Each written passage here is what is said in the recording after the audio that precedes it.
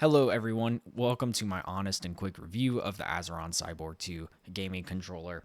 I wanted to address some pros and cons, some criticisms that I don't think are fair, and some criticisms that I haven't seen online yet, so let's just jump into it. Assuming that you've done your research on this unit already, go to the website, go to the YouTube channel, kind of get a feel for it. You clicked on this because you're interested in getting it, or you're just curious about it. So let's just start with the cons, let's start with the bad. First of all, I don't like the rubber on the Azeron itself. And I accidentally clicked that. There we go. I don't like that rubber on the Azeron itself because it's actually not that good of quality. Actually, the whole thing is 3D printed. If that's something that bothers you, you won't like this. I would say still give it a chance though, obviously, but you can see that with just minimal force, right? I can move this thing around, and I'm on just a pretty regular table. And the rubber on this stand doesn't really do any good, and on the Azeron itself, the rubber, it was moving around before I even put it on the stand. So that brings me to my next point, though, is that when you are moving with the thumbstick, which as you can see is Hall effect, 360 movement, which is awesome, but there's a con there. I'll get into that in a second.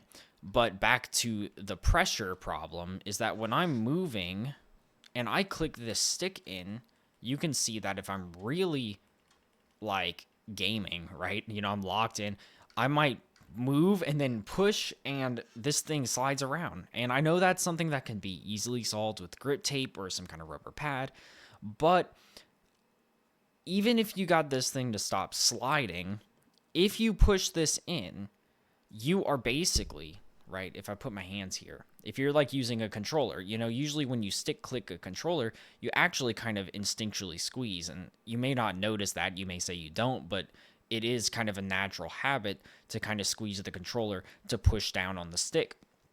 And so when you do that, you actually might misclick because you're clenching your hand. And so even the dev of Azeron, I believe I was watching the stream, I didn't see him using this. I saw him using shift over here or something like that. So I just hopped in the stream for a little bit, so I may be wrong, but that's my impression. Is a lot of people just end up putting a shift button on their pinky, because that's what you're used to. Is if you're on a keyboard, you're holding shift, right, with your pinky. So that is the first really big con. It's the rubber, and it's the clicking of the stick.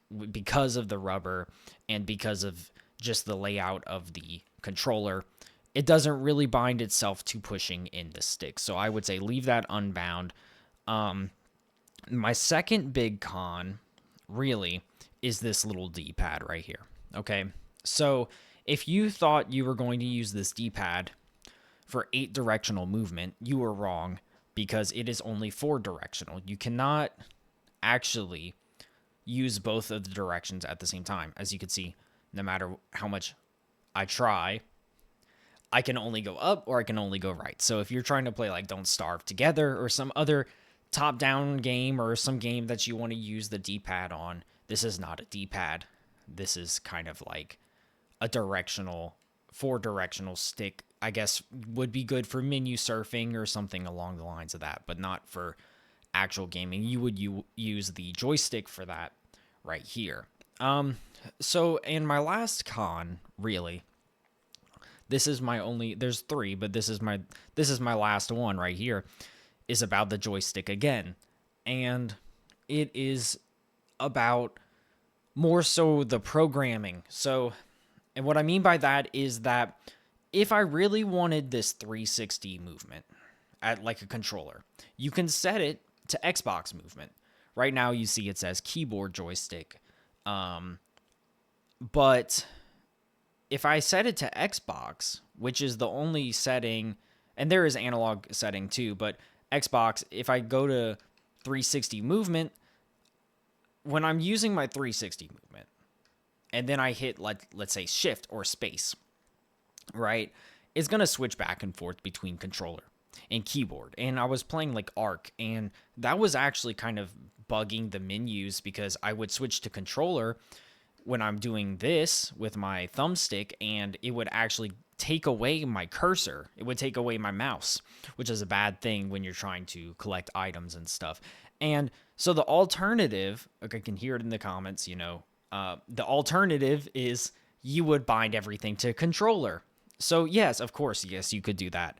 But you would actually be limiting yourself because you would be having only controller inputs, and there's really not that many controller buttons. There's really not that much Xbox buttons compared to a keyboard. So yeah, you can have X, A, B, and Y and some bumpers and triggers, but once you kind of get there, I mean, what else do you have? You have the D-pad and the select and start. That's pretty much it, right? So unless you're very minimalist, it really isn't a good idea to have those buttons unbound, right? A lot of those buttons unbound.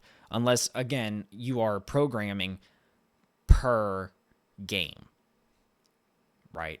If you are programming per game and you're really not using a lot of buttons, you may be able to get away with the controller aspect of things. But for the most part, I use the keyboard 8-directional movement, which means that if after a certain threshold, like here, as you can see, keyboard joystick goes away. I don't know if you see that. I'm just using like this blank patch. I could show you my keybinds at the end of the video, but that's when I start going W.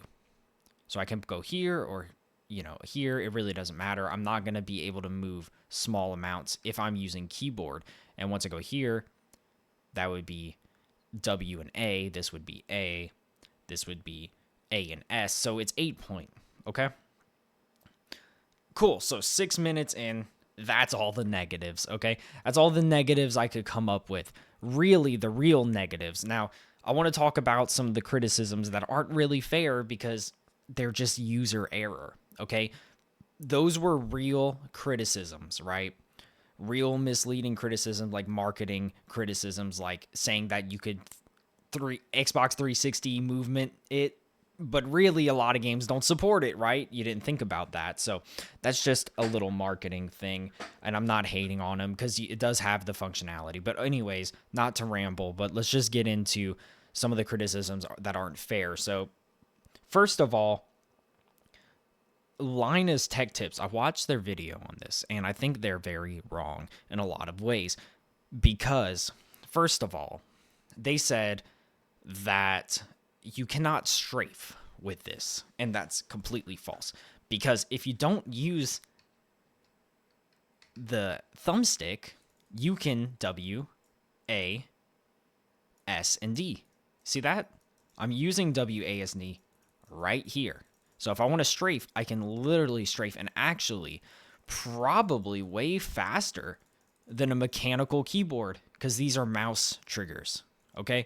So really, really stupid review, okay, on their part in that particular section. But there is another thing that they said that I didn't agree with, which was another user error criticism, is that once you have your keybind set, right, actually, to backtrack, they would keybind per game. So let's say this is shift, okay, on my pinky. Well, on the next game, they would make this like B or V or something because they're like, oh, my pinky would be good for this particular keybind. And then they would have to rebind everything per game. That's really not the smartest idea, and even Azeron encourages that, but I actually encourage against it, and here's why.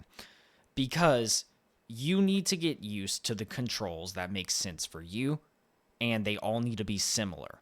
So if shift, like I keep mentioning, is on my pinky right here, on my pinky pull, I'm always going to know that if I need to sprint in a game, my shift is going to be right here, right? So let me actually pull up my keybinds. There you go. You can see. Now, I'm not going to click anything because it would stop recording. But as you can see, shift is on number 1. I think it is. Yeah. And shift is on number 1 and alt is on number 5. C is on the next one and space is on the next one, right? So why would I do this? Well, because I have shift, alt, and C and space are all like movement actions, right? And even if alt isn't a movement action, I can bind alt to like melee or something. So I would have all these action buttons in one row, and then my push down buttons, which are pushing into the keyboard like this. I don't know if you can see my movement. This is a pull, this is a push. And then there's a push up, which is like this. But E, Q, F, control. Okay, control, I did that because of arc raiders, because that's like a walk. And shifting walk, shift, run, control, walk are right next to each other. C, I usually bound to crouch. Reload is on the right, so I push this way. It's like a little side flick, which is really awesome. Actually, reload. If you get this, I would recommend the side flick thing to be reload, because it really feels like you're flinging the magazine out. And then also on the left side is G, is the side flick, which is like grabbing a grenade out of the pouch and just flinging it or whatever. And then 1, 2, 3, 4 is always going to be my up buttons, right? And then my menu buttons are my knuckle buttons up here, right? See, this one's not bound. I don't know about the menu buttons being up, like escape and tab M. I kind of like it because I can get in and out of menus pretty fast, but I did kind of set these low, so I think I accidentally misclicked this a couple times, like panicking. Just a heads up, you know. So, and then obviously there's a second row right here of these extra bottom buttons that you kind of have to awkwardly press on keyboard usually, which is like Z and X, B and V. And those are just special buttons. I mean, I can bind them to whatever I want, but as long as I know that they're down there in that particular order, I can always re-keybind them in the game. That's what I'm trying to get at, okay? That whole rant, just to get to this point. You're going to keybind this in the game, not in the software. Leave the software alone. Set it generally for some particular keybinds that you like and that would work for most games, and then leave it alone. And if there's one or two things you have to flip, you can flip it in the game. Linus, they bashed on this point. It was ridiculous. They really bashed on it. And that and the strafing too. And it was so unfair. So that's what they got wrong about it, really. And I don't think they really understood the intuitive nature of it once you got it set up a particular kind of way. But, you know, I don't know how long they really sat down with this thing, right? So let's kind of go back to the default here, okay? I do want to talk about something else, which are these side thumb buttons. You may have noticed I didn't have them bound. And why not? Because there's nothing that I can think of, honestly, that I wouldn't want to stop moving around and then click. Maybe escape. But why would I don't know. Having escape right here is just kind of scary. But also having escape right here is kind of scary too. Which is why I kind of liked this D-pad as some of the actions, which I think I'm going to map. But this is all a user thing, okay? I'm just kind of going through it so you can see my thought process on some of this stuff. But yes, you do have to take your thumb off of the stick to get here, right? Cool. So let's talk about some of the pros. We talked about the criticisms. We talked about some of the unfair criticisms that I think this thing has. But what about the pros? Well, once you get it set up right, you know, really take your time to look at the manual, okay? I kind of skipped over it, and then this thing sucked, and then once I put it together the right way, I was like, oh, this is much better. So, yeah, don't skip on the manual, please. But what was the pros? Well, look, I can hit a lot of buttons at once. And also, it kind of lends itself, if you're a musician, you would know, it kind of lends itself to very natural muscle memory movements. As you can see, I can hit these 3 keys in a complete sequence with one finger in one action. So let's say it's jump, interact, switch to my primary, which it actually is on my other keybind. Jump, interact, primary. Jump, interact, secondary. See, I accidentally hit that other one, but that's okay. So, because I think they're too low. But jump, interact, primary. So if I really need that kind of particular action, I can get that in one flick. Boom. Right? And that really lends itself to some competitive play. Okay? Because on a keyboard, you are kind of spread out. Your fingers are spread out, and it really just depends on how you're really going to use it, right? I mean, are you going to be sweating like that and just flicking your fingers like this? I mean, I've certainly found myself jumping and interacting a lot. So this downward motion, I got pretty used to after a day or two, right? But, you know, they are mouse triggers too, and so they're very fast, and everything is within a very easy reach. I will say you do have to get used to the micro movements, but if you can get used to those micro movements, it is a lot more comfortable, a lot more ergonomic than a keyboard. And I even switching to my keyboard right now, I can feel the pressure on my wrist. I can feel the pressure on my fingers. This thing, once you get the angles of the top fingers and all the fingers down, and especially the thumb is very important to the rest of your fingers. Once you get all of this situated and comfortable with your hand, I mean, you can just leave your hand in this thing and feel like Iron Man. I mean, this thing is super comfortable, super futuristic feeling. It's awesome. And you can honestly go wild with these keybinds. And I do want to say, with these 2 rows of pull buttons, right, which I find are these are the most comfortable buttons. It's not the push down buttons or the push up buttons. The pull buttons are the most comfortable for me, because you're gripping, right? And that is a natural feeling. Once, you can get both of these rows of pull buttons at the same time if you flat finger it, right? So if you're a guitar player, you kind of know about, barring, right? Barring all the frets. That's what you're doing here. You're just barring this. You're flat fingering it, okay? And that gives you access to hit multiple things at the same time. So here I'm playing a game, and I'm going like this, and B is usually proximity chat. So I have B here. I can proximity chat and sprint and do this and jump and slide all at the same time. You could not do that really on a traditional keyboard. I can sprint, proximity chat, jump, slide, hit my map, hit my inventory, get out of my inventory, switch to my primary, jump again, interact, get on the ladder, jump, interact, get on the ladder, switch to my primary, jump, interact, get on, switch to my secondary, right? You can kind of go wild with the combinations, right? I'm sure this thing lends itself nicely to a fighting game. I have not tried it, but I'm sure it really does lend itself nice to fighting game. And you can actually put macros on here too. So if you feel like cheating, you can do that. So I think that's about all the pros. I mean, very comfortable, very easy to set up, honestly. It was, considering how complicated it looks, it was actually very easy to set up. Read the manual. It's well built. It's well built for 3D printing. It does not feel cheap. It feels pretty solid. And the software, I have to say, this is something that's important. The software is very good. It's very intuitive. So I'm very happy that they took the time to develop a clean, working software. I know a lot of companies don't,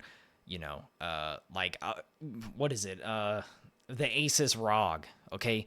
That thing, actually, I bought it and it crapped out on me, because the software, I tried to update it and it didn't work. And then Windows crashed because I restarted it. It was really weird. It was really bizarre. So I'm glad that they got the software working really nice. And I'm just trying to find good things that I can say about it.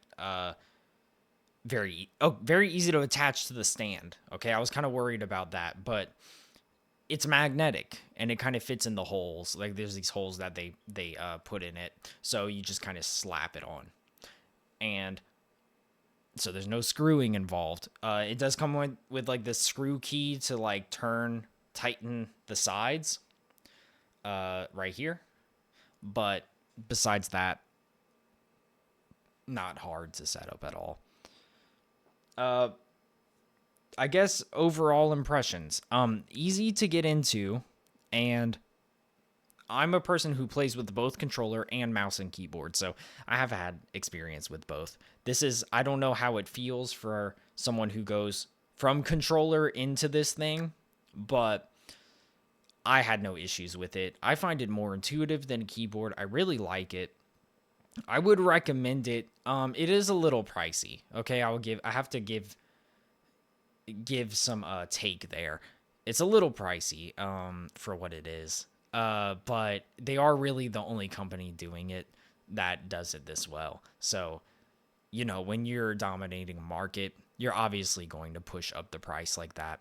But their customer service as well, as I've heard, I haven't had to encounter it yet. I haven't had to email them or anything, but I've heard the customer service on replacing parts and other things is really good. So I'm glad that a company like that would be supportive, because sometimes you get these gimmicky things, or you consider them gimmicky, and then the customer service sucks and you never hear from them again. I've definitely had products like that before. So I'm very glad that the customer service is excellent. But yeah, besides that, there's nothing else that I could think of to talk about. So let's leave it here. I will definitely have to post some gameplay of me playing on this thing. If you're interested, if you enjoyed the video, if you want to see further tips and tricks on the Azeron, or just music or anything that I'm doing on this channel, you can just go ahead and hit subscribe and pop in whenever you feel like it. So thanks for tuning in.